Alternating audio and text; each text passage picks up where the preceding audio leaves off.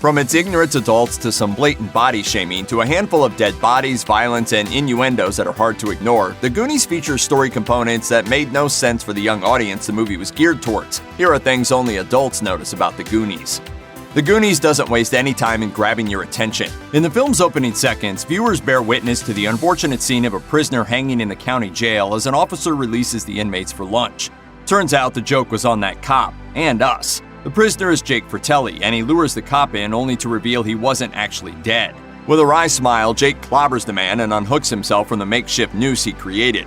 With his brother Francis pouring gasoline all around the building and Mama waiting in the getaway car, things are kicked off as Jake emerges, donning a scarf and fedora for good measure. Because really, what's the point of conducting the perfect getaway if you can't do it decked out in your Sunday best? Needless to say, this introduction is necessary in painting the Fratellis as a gang to be reckoned with. But between Jake's fake-out and Francis's taste for setting fire to things, this sure was a jarring way to begin a kids' movie. Lawrence Chunk Cohen is one of the members of the Goonies. Chunk is an unfortunate nickname for sure, and one that is perpetuated throughout the film. What with the kids' love of ice cream and pizza. Pizza? Shh. After the jailbreak, a chaotic police chase ensues, and wouldn't you know it, Chunk witnesses the whole thing.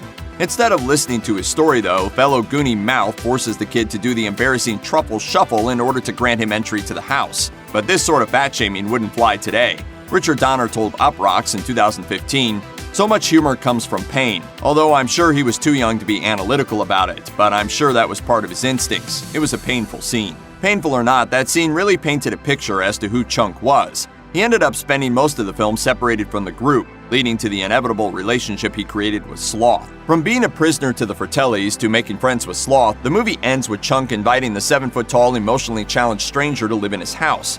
He doesn't consult his parents or consider the logistics of fitting this giant dude into the bathtub, the couch, or his bedroom. Chunk doesn't pay his parents' mortgage, but he's paid the price of life. Apparently, that's enough. After Mikey finds an old map in the attic, the group, with the help of Mouth's impeccable Spanish-speaking skills, translate the message and ponder the mythical legend of the pirate known simply as One-Eyed Willie. One-Eyed Willie! Yeah, he was the most famous pirate in his time. My dad told me all about him once. This discovery is the inspiration behind the whole crazy adventure the kids go on. Not only was there allegedly riches on the pirates' elusive ship, this treasure hunt was a symbol of their last summer together. For the movie's 2-hour duration, the Goonies are put through the proverbial ringer. They're chased by armed criminals, dodge booby traps, and overcome physical challenges, all in the name of the buried treasure that awaits them. And while the hunt for One-Eyed Willie proves fruitful in the end, the kids come out on top while the Fratellis pay the price, no one ever acknowledges the big elephant in the room. One-Eyed Willie is totally a euphemism for male genitals.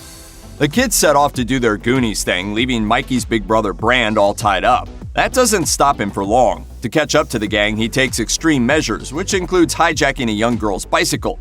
Seeing Josh Brolin pedal for his life on this tiny thing was a surefire laugh-getter, but you can't ignore the simple fact that the dude stole a little kid's property. The only thing that really justifies the crime is the inevitable payoff that's sure to follow. With theft under his belt, Brand hustles down the road to catch up with his brother's crew. But instead of keeping the kids out of trouble, Brand is suddenly faced with trouble of his own. Troy's car. The bully rolls up on Brand, with Andy riding shotgun in the flashy convertible. After a short back and forth, Troy plays a prank on Brand, holding him as the car accelerates. The speed gets the best of Brand, sending the bike and him over a cliff to imminent doom below. But miraculously, Brand doesn't suffer injuries or die. Soon after his death-defying stunt, Mikey's brother shows up outside the Fratellis' hideout with a dirty face and not a scratch on him. While on their journey, Mikey eventually catches up with the remains of treasure hunter Chester Copperpot. We're introduced to his story through a 1930s newspaper article that announces his disappearance after searching for One-Eyed Willie's treasure. Oh, God, if he didn't make it out, and he was supposed to be an expert, what about us, guys? How are we gonna get out of here, huh? It turns out Copperpot activated a booby trap which led to his untimely death. But instead of alerting the authorities that the body of a man who's been missing and presumed dead for nearly 5 decades has been found, the kids decide to take matters into their own hands and loot the man's body. There's something to be said for respecting the dead. However, in the Goonies, where the hunt for the treasure is the end-all be-all of the entire film, these matters end up being quite trivial. There's a good portion of the Goonies that finds our heroes in tunnels underneath the city of Astoria. As ancient as this underground maze feels, it's hard not to notice the modern-day pipes that can be seen adorning the walls the kids pass. This isn't a sewer or anything, but it kind of is. There's treasure!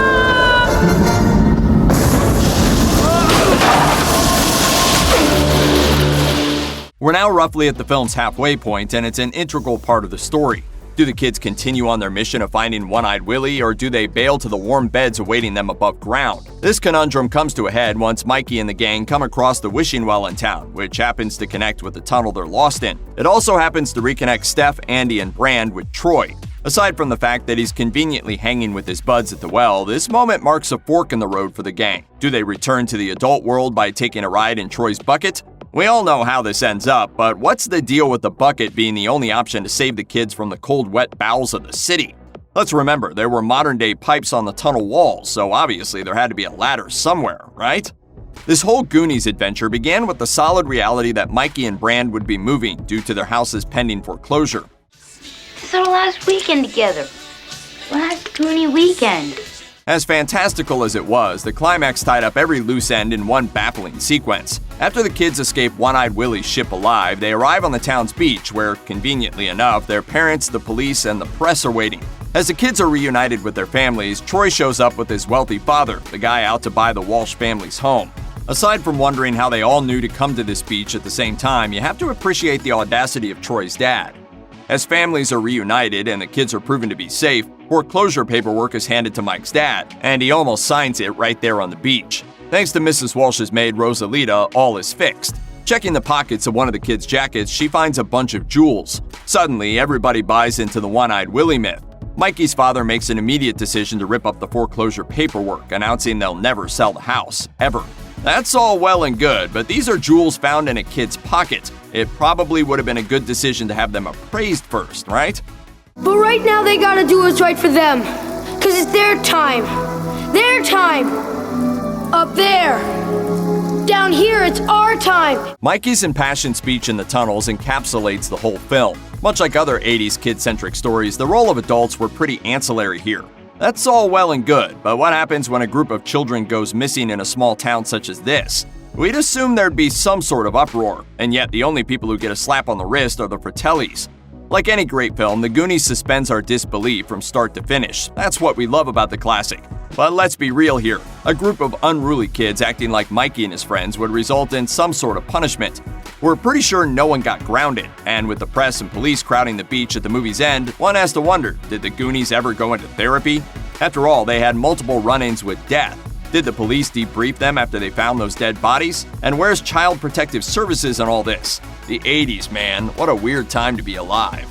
While the Fratellis are the primary villains of the Goonies, Troy Perkins gives them a run for their money in the bad guy department. He's the very ideal of an 80s youth movie villain. A rich, arrogant jerk jock who resents poor people and constantly aligns himself with his powerful father.